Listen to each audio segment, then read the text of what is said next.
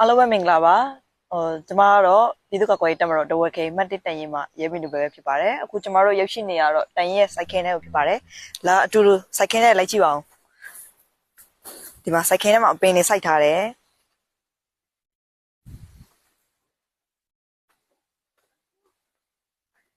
ကစုံရင်ပင်တွေကတော့ဟိုနေ့ကတော့အများကြီးပါဒါပေမဲ့ဒီနေ့ကတော့ဟင်းချက်လိုက်လို့နည်းနည်းပဲကျန်တော့ရနော်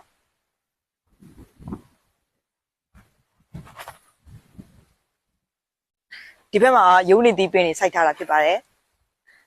ဒါတော့ကျွန်တော်တို့တက်ရင်ဥယျာဉ်မူကြီးဖြစ်ပါတယ်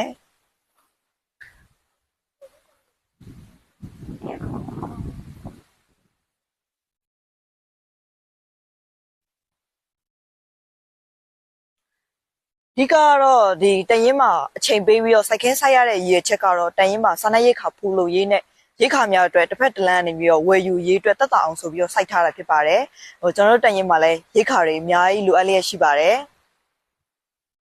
လိုအပ်လျက်ရှိတဲ့ရိတ်ခါများကိုမိဘပြည်သူများအနေနဲ့